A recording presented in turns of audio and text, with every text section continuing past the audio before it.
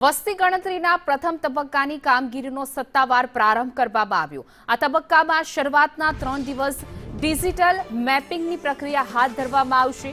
Google map અને આધુનિક ટેકનોલોજીના ઉપયોગથી વિસ્તારની ચોક્કસ હદ નક્કી કરવામાં આવશે, જેથી ગણતરી દરમિયાન કોઈપણ પ્રકારની ભૂલ કે ડુપ્લિકેશન ન થાય। અધિકારીઓ અને ગણતરીદારોને આ પ્રક્રિયા માટે વિશેષ તાલીમ પણ આપવામાં આવી રહી છે। તાલીમ પૂર્ણ થયા બાદ ટીમો ફિલ્ડ વર્ક માટે મેદાનમાં ઉતરશે। ફિલ્ડ વર્ક દરમિયાન નાગરિકો પાસેથી કુલ 33 પ્રશ્નોના જવાબ લેવામાં આવશે, જેના આધારે વસ્તી અને રહેણાંક સંબંધિત માહિતી એકત્રિત કરવામાં આવશે। સમગ્ર પ્રક્રિયા વધુમાં પારદર્શક, ઝડપી અને ચોકસાઈભરી બને તે માટે ડિજિટલ પદ્ધતિઓનો ઉપયોગ કરવામાં આવી રહ્યો છે।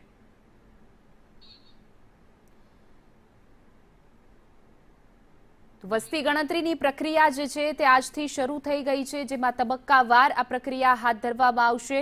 એક પછી એક એવા 33 સવાલ છે કે જે પૂછવામાં આવશે અને 33 સવાલના જવાબ આપવાના રહેશે। ઘરે ઘરે વસ્તી ગણતરીના અધિકારીઓ જે છે તે પહોંચશે અને ત્યારબાદ તેઓને પણ તાલીમ આપવામાં આવી રહી છે। દર 700 થી 800ની વસ્તી દીઠ એક ગણતરીકારની નિમણૂક કરવામાં આવી છે। મનપા નગરપાલિકા વિસ્તારો માટે ખાસ અધિકારીઓની પણ નિમણૂક કરાઈ છે। તો હાઉસ લિસ્ટિંગ પ્રક્રિયા બાદ 30 દિવસ સુધી સમગ્ર ડેટાનું જે છે તે વેરિફિકેશન કરવામાં આવશે।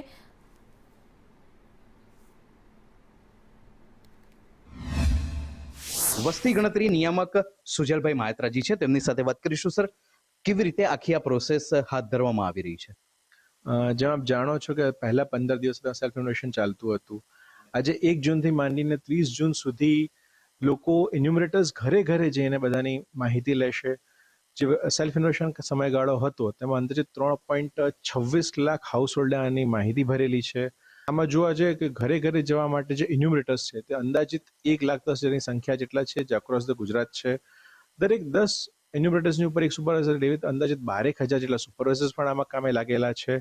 આના માટે એમને કીટ આપવામાં છે, જેમાં પેપર વર્ક માટે સાધન, પેડ અને પેન એવું બધું શું છે, જેમાં હાઉસ લિસ્ટિંગ માટે જે માર્કર છે માર્કર આપવામાં આવેલી છે।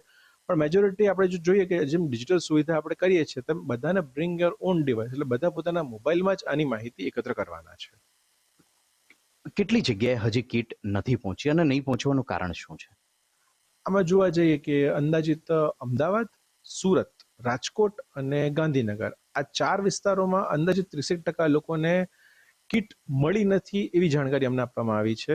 જે ઓલરેડી સદસ્ય ડિસ્પેચ થઈ ચૂકી તેને આજ સાંજ સુધી બધાને મળી જાય એવું અમને અશ્યોરન્સ આપવામાં આવ્યું છે। 30% કીટ નથી મળી, પણ 70% લોકોને તો મળી છે। હવે એ 70%માંથી જે લોકો કામ નથી કરતા આજથી, એની સામે કેવા પ્રકારની કાર્યવાહી કરવાની જોગવાઈ રહેલી છે? 70% લોકો કામગીરી કરશે એવી મારી અપેક્ષા છે, આશા છે। જો કડકાઈનો મુદ્દો લઈએ તો આમાં એમની સામે કાયદાકીય કાર્યવાહી, ફોજદારી કાર્યવાહી પણ કરી શકાય છે, દંડના ભાગીદારી થઈ શકે છે। પણ મારી અપેક્ષા અને આશા એવી છે કે લોકો આને રાષ્ટ્રીય કાર્ય સમજીને, પોતાની નૈતિક ફરજ સમજીને આ કાર્યવાહી આગળ કરે તો ઘણું સારું થાય, દંડથી બચી શકે છે। આભાર સર વાત કરવા બદલ। તો નિર્મલ દવે, સંદેશ ન્યૂઝ, ગાંધીનગર।